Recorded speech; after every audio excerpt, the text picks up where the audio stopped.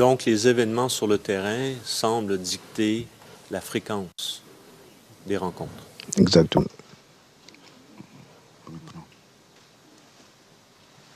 Et juste pour clarifier, quand vous dites tous les lundis, généralement tous les vendredis, il y a un meeting, est-ce qu'il s'agit de tous les 50, tout le staff du CPCO? Ça comprend qui? Ça comprend, sinon ça concerne les chefs de cellule. Et puis, nous avons une permanence qui est faite par des officiers qui viennent des autres unités les week-ends, qui prennent des permanences, donc qui reçoivent un certain nombre d'informations. Donc ce bilan-là, en fait, doit être partagé par les différents chefs de cellule. D'où l'objectif de cette réunion du lundi matin.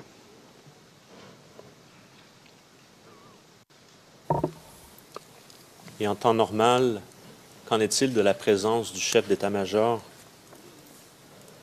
à ces débriefings du lundi et du vendredi? Non, le chef d'état-major ne participait pas à ces réunions hebdomadaires du lundi.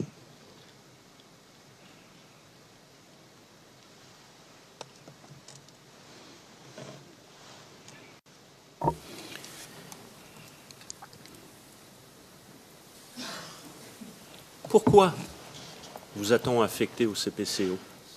Je comprends qu'il y a eu l'incident, mais vous auriez pu être...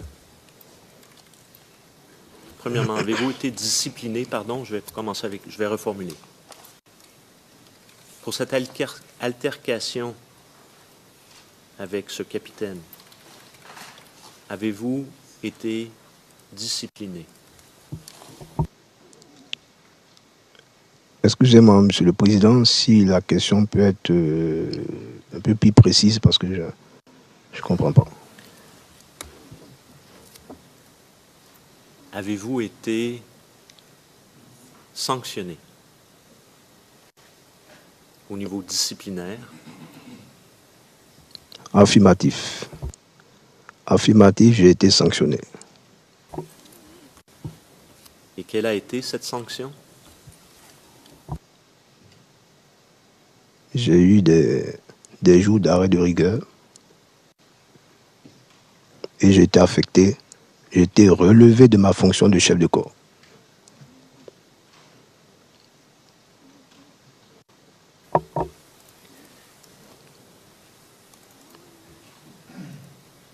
Pourquoi vous assigne-t-on au CPCO, à votre connaissance?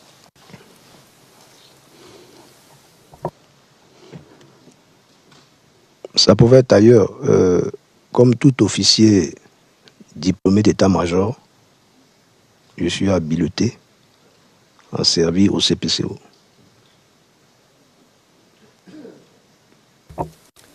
Avez-vous été approché avant d'être affecté au CPCO pour justement discuter d'une possible affectation au CPCO? Non, je n'ai pas été approché. J'ai eu mon affectation en bonne et due forme et j'ai rejoint mon poste.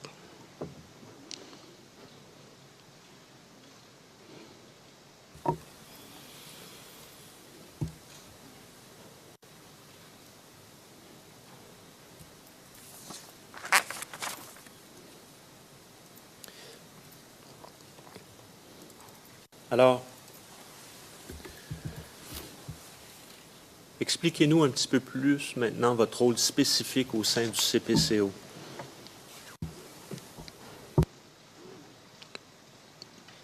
Mon rôle au CPCO, à la cellule J5, c'est en fonction des renseignements que nous avions venant du J2, comme je l'ai dit plus haut, le J2 qui est les renseignements tactiques, en fonction aussi de ce qui s'y passe qui est, on va dire, géré par le J3 qui fait la conduite, le J5 auquel j'appartenais, ce bureau, il anticipait pour planifier et rédiger. Voilà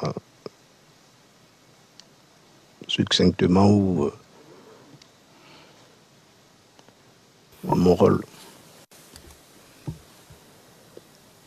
Et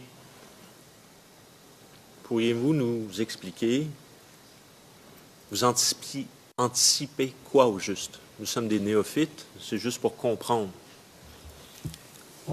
bien comprendre votre rôle. Mais nous étions de façon générale en crise. En guerre. Enfin, c'est des termes employés. Donc, sur le terrain, il y a ce qu'on appelle des combats qui se déroulent sur un territoire, sur une zone. Eh bien, le CPCO, par le J3, conduit ces opérations au jour le jour, avec les moyens, avec les unités, les déplace, fixe les missions, bien sûr à travers des ordres. Mais pendant ce temps, on cherche à savoir ce qu'il y aura demain, éventuellement. Et bien sûr, de prévoir, d'anticiper. C'est ça un peu le rôle du J5.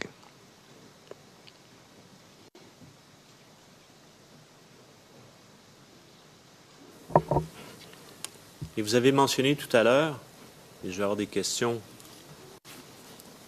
pour suivre ce que vous venez de mentionner, mais juste avant, vous faites des écrits. Quel type d'écrits?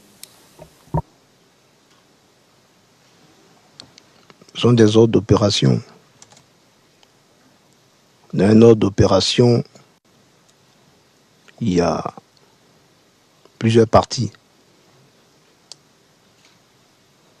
Donc, le J5, l'ordre d'opération se confectionne à partir du travail de toutes les cellules. Et donc, forcément, à l'intérieur, le J5 a sa part. Bon, on a des outils pour travailler aussi, c'est un peu du détail, mais on a des tableaux de planification. Toujours en tenant compte de l'existant, de ce qui se passe, de nos moyens. Donc, en un mot, c'est de l'anticipation. Pardon. Qui approuve les ordres opérationnels? Le chef d'état-major. Qui énonçait à cette époque était le général Mangou. Exactement. Maintenant, c'est une chose que j'aimerais juste clarifier, parce qu'on l'oublie des fois peut-être. Quelle est la zone opérationnelle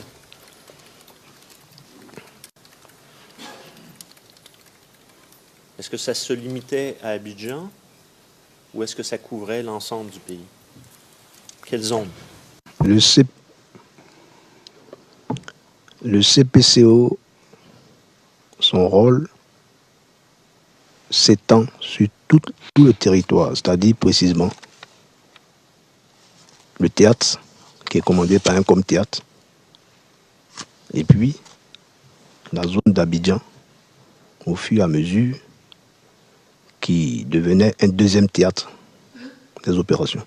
Donc le CPCO avait à charge, en matière dans son rôle, tout le territoire. Donc, entre décembre et avril, décembre 2010 et avril 2011, pour être plus précis, le CPCO ne se concentre pas uniquement sur Abidjan. Il y a également les responsabilités au théâtre des opérations. Oui, effectivement, le COMThéâtre, en tant que structure, dépendait du CPCO. Le CPCO, c'est l'organe national. Le COMThéâtre, comme cela se dit, c'est un théâtre d'opération avec une zone précise. Donc, il peut avoir, dans un conflit, plusieurs théâtres. Et à un moment donné, il y avait le théâtre des opérations au niveau de, comme vous l'avez dit tout à l'heure, le nord et le sud. Et puis, Abidjan est devenu un autre théâtre des opérations.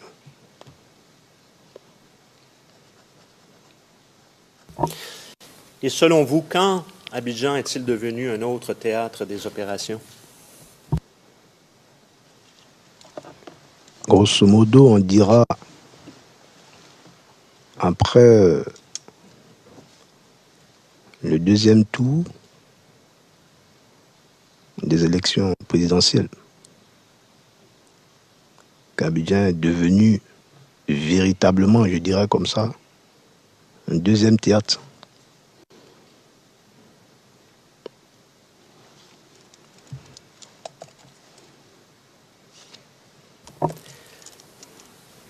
Une fois que les ordres opérationnels, les ordres d'opération étaient approuvés par le chef d'état-major,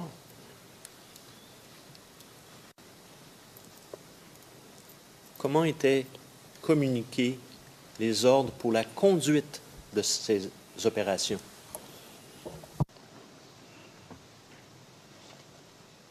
Bon, les devoirs royaux, c'était des messages portés ou par le fax du CPCO, les états-majors des armées terre, air, mer recevaient les ordres.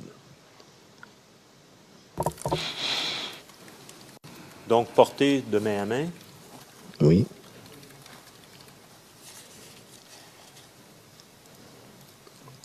Excusez-moi, je dois ralentir pour éviter le chevauchement. La règle des 5 secondes. Donc, vous avez mentionné qu'il y avait des ordres qui étaient portés, c'est-à-dire livrés de main à main. C'est bien cela? Oui, c'est cela. Et de l'autre façon, c'était le bon vieux fax. Oui.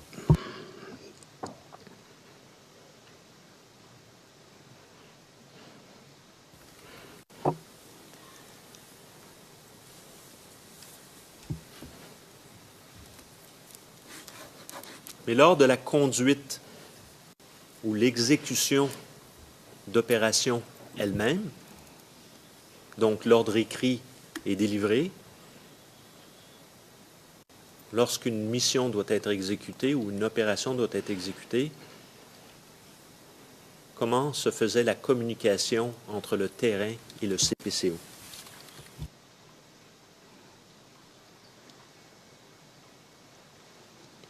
Bien. On avait, il y a la cellule transmission qui mettait en place un réseau ou plusieurs réseaux, mais les difficultés étaient grandes, donc la communication se faisait aussi par cellulaire.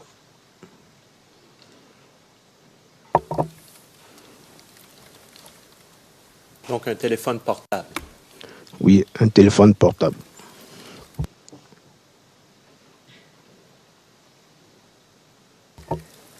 Et pourquoi la communication par radio? Bon, je vais revenir. Quel type de radio?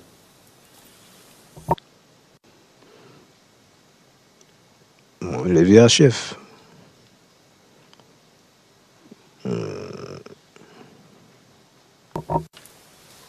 Oui. Pourquoi la communication était-elle difficile? par ce moyen de communication? Bien, c'est un problème de moyens.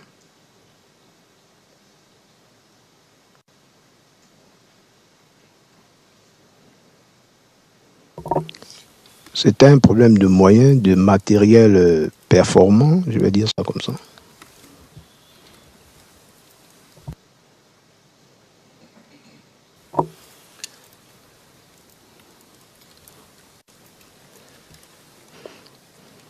J'aimerais qu'on discute de la sécurisation de la ville d'Abidjan.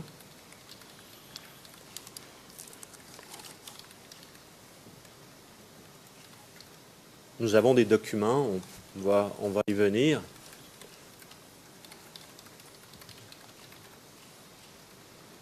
Comment était organisée la sécurisation de la ville d'Abidjan?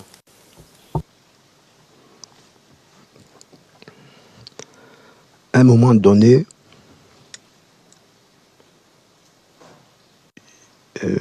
Abidjan devenait très difficile, l'insécurité galopante, des attaques par-ci par-là. Je le dis parce qu'il y a une décision qui a été prise par le chef d'état-major par rapport à ce qui se présentait à lui. Il a décidé de diviser Abidjan en 5 zones de sécurité.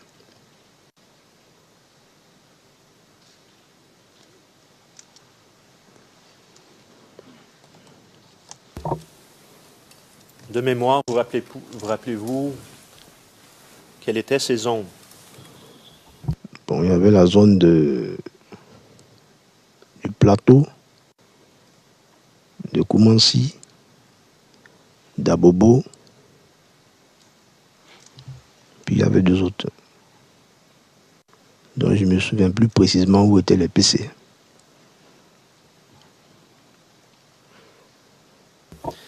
Très bien. Alors, je vais appeler, et il semble que nous en ayons 2 versions du même document, mais je vais appeler le 0045 0112.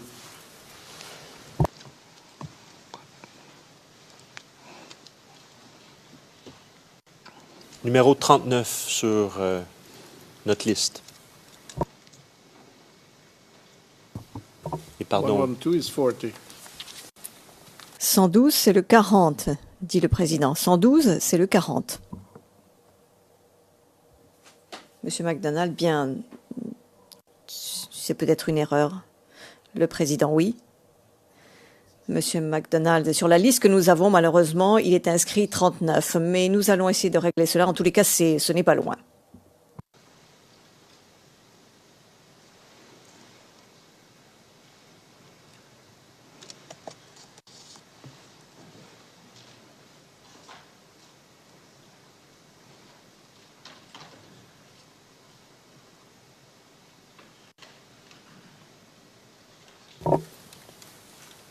Est-ce que vous voyez bien le document? Il y a 6 zones. Oui, je le vois, il y a 6 zones, effectivement. Alors, on va venir au fait qu'il y ait ces zones, mais je veux juste, avant d'aller à cela,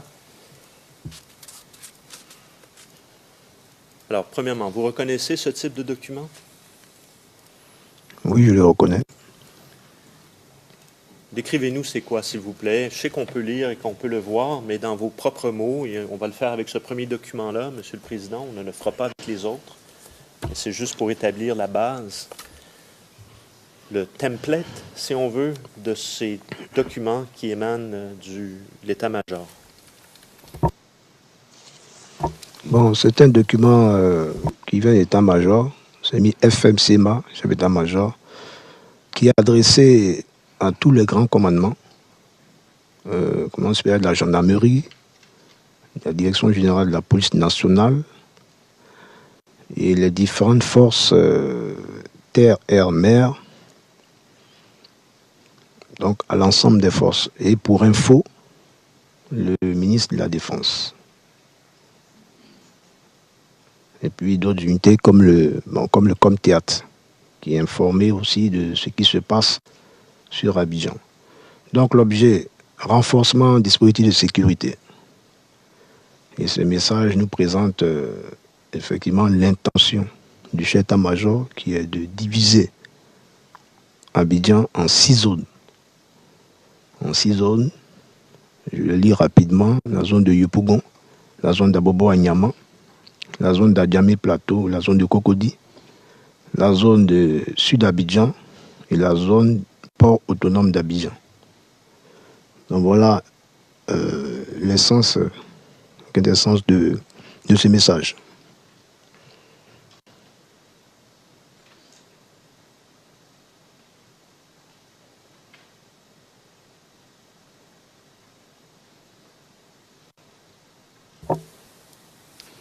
Très bien. Et j'aimerais qu'on ait, si on pouvait aller maintenant à la dernière page, juste pour clarifier, 0116, s'il vous plaît.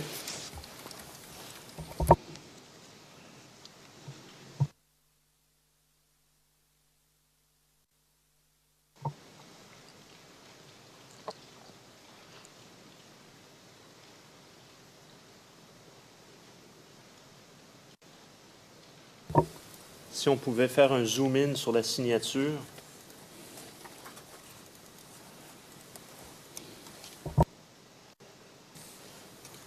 Je comprends que vous n'êtes pas un expert, mais est-ce bien le type de signature du chef d'état-major que vous aviez l'habitude de reconnaître et de son étampe?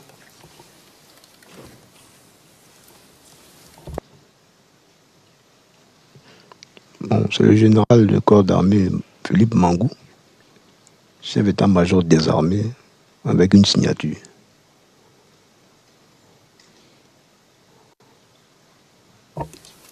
Est-ce la première fois que vous voyez sa signature? Non, c'est pas la première fois. Est-ce ce que vous aviez l'habitude de voir normalement? Oui, c'est celle-là. Oui, c'est celle-là. D'accord, très bien.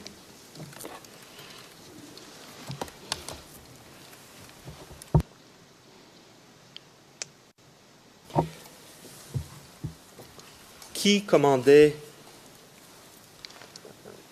et on va le voir plus tard, les 6, je comprends qu'il y avait 5 au début, il y a une 6e zone, le port d'Abidjan, on a un document à ce sujet, mais qui commandait ces zones?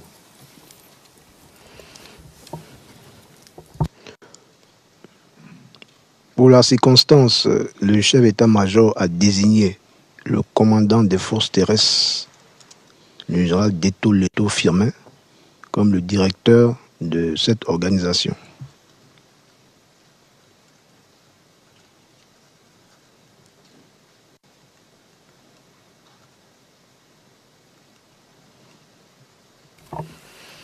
Donc, les 6 zones étaient, la hiérarchie directe était le commandant Deto Leto, c'est-à-dire le général Deto Leto. Oui, c'est le général Deto Leto Firmin, commandant des forces terrestres, qui était le directeur de cette articulation-là. C'est à lui qu'on rendait compte.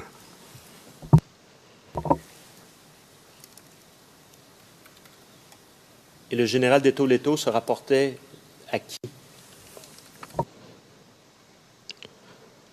Le général Deto Leto se rapportait au chef d'état-major. Qu'en est-il advenu donc du CPCO? Et on va y mettre une date. Mais le CPCO, qu'est-il advenu du CPCO lorsque, comme vous le dites vous-même, j'utilise vos mots, le général Deto Leto devient le directeur de ce schéma? Le CPCO est resté en l'état. On lui a juste enlevé la gestion de cette articulation. Parce que, je le disais tout à l'heure, qu'il y avait le théâtre initialement et qu'Abidjan est devenu un deuxième théâtre. Donc pour cette articulation, précisément, le chef d'état-major a confié la direction au général Detto, commandant des forces terrestres. Mais le CPCO était toujours là.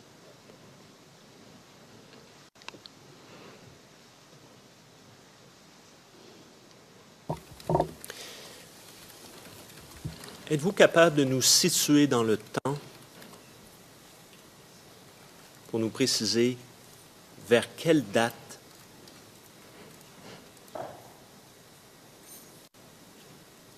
le général Detto Leto devient donc le commandant de la conduite des opérations sur le terrain? À Abidjan. Pour Abidjan, oui. Pour Abidjan, oui. Je ne saurais donner de date. Ce que je peux dire, c'est que quand l'ordre est sorti pour décliner cette articulation sécuritaire, un chef a été désigné, c'était le général Detto, par le chef d'état-major.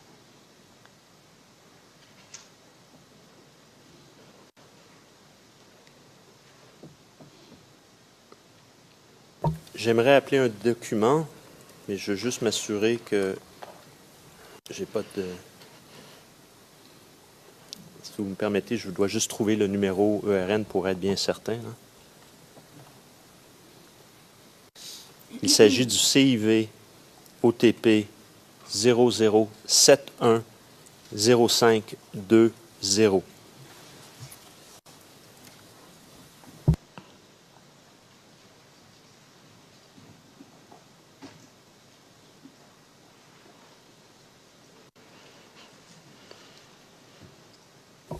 Soit le numéro 66 ou 67, tout dépendant de la liste.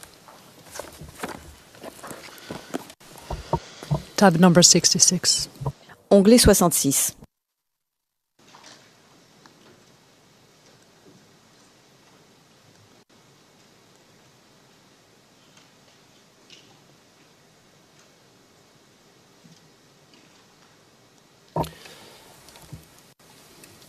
Vous voyez le document?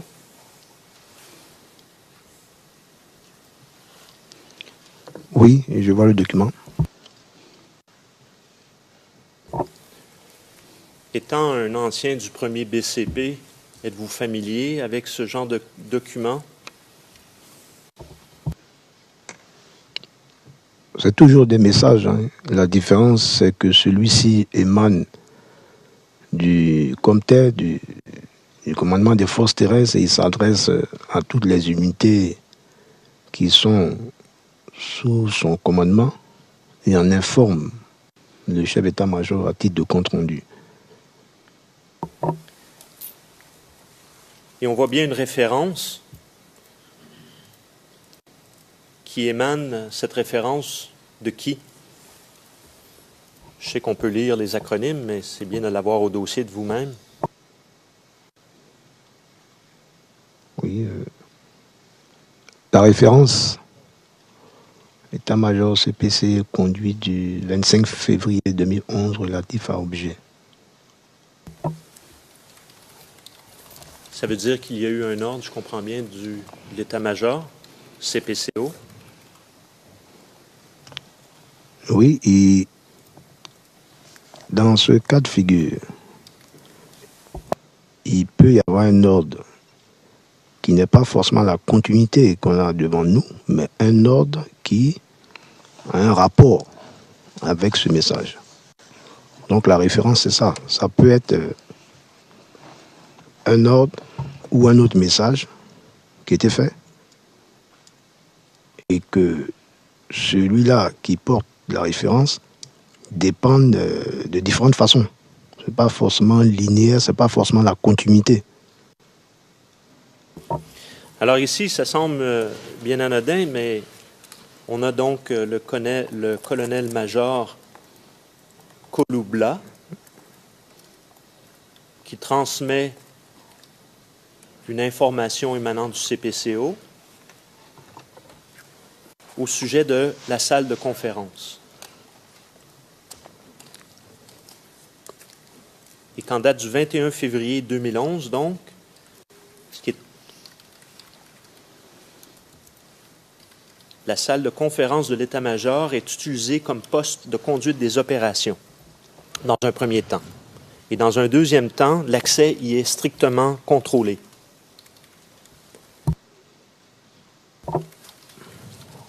Première question. Par rapport à cette date du 21 février où l'on note que la salle de conférence est maintenant spécifiquement pour la conduite des opérations, par rapport à cette date, savez-vous si M.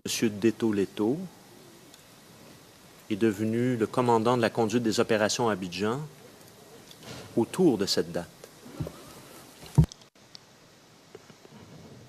Franchement, je vais raisonner, mais pas par rapport à la date. Sinon, je ne pourrais pas dire grand-chose. Par rapport au message, quand il y a eu l'ordre du chef d'état-major qui donnait l'articulation sécuritaire au niveau d'Abidjan et la désignation du général Deto comme le directeur de cette organisation, inévitablement, un lieu a été retenu pour constituer le PC. Donc, ça a été la salle de conférence.